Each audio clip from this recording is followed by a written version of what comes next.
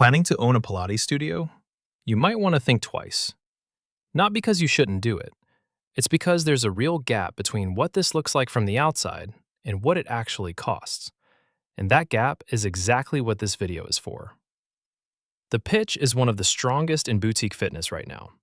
Premium pricing tolerance, real client loyalty, and a workout that's exploded in popularity, with close to 13 million Americans doing it regularly. Here's the constraint almost nobody pricing this business out fully accounts for. A yoga class can add another mat whenever it gets busy. A reformer class can't. Every single client needs their own machine, and that machine costs $3,000 to $6,000. This business has a hard capacity ceiling that most fitness formats simply don't. So what does it actually take to make money inside a room where every empty machine is money you'll never get back? That's what we're figuring out today. One quick note before the numbers start. Every figure in this video is well-researched and checked against multiple sources, but research can still contain honest mistakes, and costs and regulations shift by state, city, and sometimes zip code. Treat these as your benchmark, not a quote for your specific situation. This video is for educational purposes only and is not legal, tax, financial, or business advice. Always do your own research and due diligence before making any business decision. A second note specific to this episode. Equipment and class pricing figures reflect the market at the time of this video's research and can shift by region and studio positioning. Treat these as a starting benchmark, not a quote for your specific market. The first cost, the one where every single machine is its own line item. This business is capital intensive in a way most boutique fitness formats aren't. A small studio, home-based or a modest commercial space with 2 to 4 reformers, realistically opens for $30,000 to $60,000. A mid-range commercial studio, the format most first-time owners land on, with 6 to 10 reformers and a real professional build-out, runs $75,000 to $150,000. A premium studio with 10 or more machines and high-end finishes can run $150,000 to $350,000 or more, and flagship locations in major markets have pushed past $450,000. Reformers themselves are the core of that number. Commercial-grade machines built to survive 8 to 10 hours of daily use, not the lighter home models, run $3,000 to $6,500 each, and most studios open with 8 to 12 of them. One piece of advice shows up across nearly every experienced operator's account of this business. Budget 20 to 30% above your own projections. Equipment lead times slip, build-outs uncover surprises, and opening month revenue almost always lags marketing spend by 60 to 90 days. Insurance matters more here than at most fitness formats, too.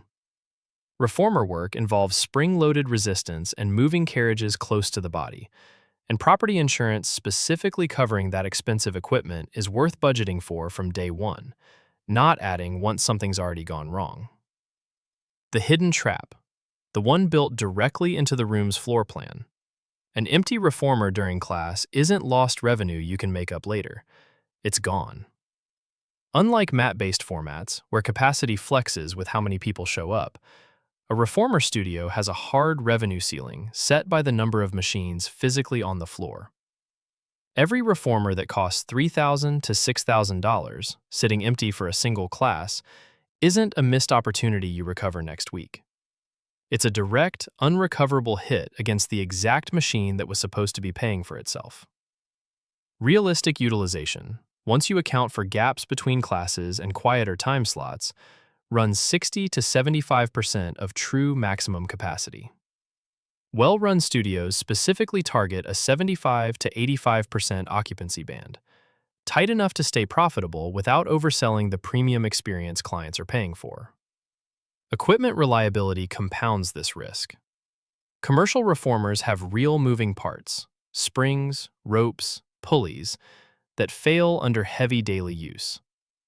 When one breaks and a replacement part isn't immediately available, that machine generates zero revenue until it's fixed, on top of whatever the repair itself costs. There's a newer, more specific threat sitting underneath all of this. A genuinely good home reformer now costs $1,500 to $2,500. And for someone training 4 to 5 times a week, that machine pays for itself against a studio membership in 12 to 18 months. The clients a studio should want to keep most, the highest frequency, most loyal ones, are exactly the ones with the strongest financial case for eventually buying their own and leaving. That risk is real, but it's also manageable. Home reformers rarely replicate the coaching, the community, and the class energy a studio provides. Losing a client to a home machine is usually a sign the studio stopped delivering something beyond the equipment itself, not an inevitable outcome of the equipment existing. The real engine, the one measured machine by machine, not client by client, the actual unit of this business, isn't the studio. It's each individual reformer. So with a hard ceiling on every class, where does real profit actually come from? Treating each reformer as its own small business inside the studio, and managing it that way deliberately. At a realistic 60 to 75% utilization, and a typical $30 to $50 session price, a single reformer generates roughly $450 to $1,250 a week. Annualized, that's somewhere between $23,400 and $65,000 in gross revenue from one machine, before instructor pay, rent allocation, and other costs come out of it.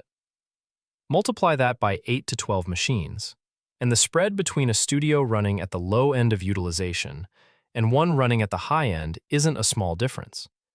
It's often the entire gap between a studio that's merely surviving and one that's genuinely thriving on identical equipment and identical square footage. Instructor economics layer on top of that. Group reformer instructors typically earn $35 to $85 per class, commanding a real 20 to 40% premium over mat-only certified instructors, precisely because their skill directly protects that expensive per-machine revenue. The real money in Pilates. This isn't a membership business first. It's a per-machine utilization business wearing a membership business's marketing. Track every reformer like its own tiny P&L, and the studio's total profit is just that number, multiplied honestly across however many machines are on the floor. Run the per-machine math against a real 10-reformer studio, and the stakes become concrete fast. At the low end of utilization, 10 machines generate roughly $234,000 a year. At the high end of that same realistic range, the same 10 machines generate up to $650,000. Same room, same equipment, same client base walking distance away. Nearly triple the revenue, purely from how tightly occupancy was managed. That gap is exactly why the industry's own rule of thumb, targeting that 75 to 85% occupancy band specifically, isn't arbitrary. It's the tightest range that protects both the studio's revenue and the premium experience clients are paying for. So let's run the two real outcomes. The optimistic case. You track utilization machine by machine, price reformer classes at a genuine premium that reflects the real cost of the equipment behind them, and build enough client variety and scheduling flexibility to hold that 75 to 85% occupancy band consistently. Per-machine revenue tracks toward the higher end of that $23,400 to $65,000 annual range. And across a full studio of reformers, that's a genuinely strong business built on equipment that's earning what it cost. The realistic case. You price competitively low to fill seats fast. Don't track utilization at the machine level, and lose your most consistent, highest frequency clients to a home reformer once they've done the math on their own attendance. Occupancy drifts toward the lower end of that realistic range. Several $1,000 machines sit generating a fraction of what they're capable of, and a studio that looks reasonably busy from the front desk is quietly leaving a large share of its real revenue ceiling on the table every single week. Same reformers, same neighborhood, same instructor talent pool. The entire gap between those two outcomes comes down to whether utilization was managed machine by machine or left to whatever showed up that day. So is it worth it? If you're picturing a business that scales the way a yoga studio does, by simply adding more mats when demand grows, That flexibility isn't available here. The ceiling is physical, and it's expensive. What's true is that this remains one of the more premium, loyalty driven businesses in boutique fitness, with real, durable demand behind it, for owners who treat every reformer as its own small investment to protect. For someone willing to manage occupancy with real discipline and build enough value that loyal clients keep choosing the studio over buying their own machine, this can be a genuinely strong, premium small business. It rewards a specific kind of attention most fitness industry passion doesn't naturally include: watching a spreadsheet as closely as you watch someone's form on the reformer. For someone assuming client loyalty alone will fill the room, the empty reformer in the corner is quietly costing real money, whether anyone's tracking it or not. Last reminder: equipment and class pricing shift by market and studio positioning. This is not business or financial advice. Verify current costs and local market rates directly before making any decision based on this video. Remember this: nobody gets rich selling Pilates classes. They get rich making sure every single reformer they paid for is actually working for its money every single day it's on the floor.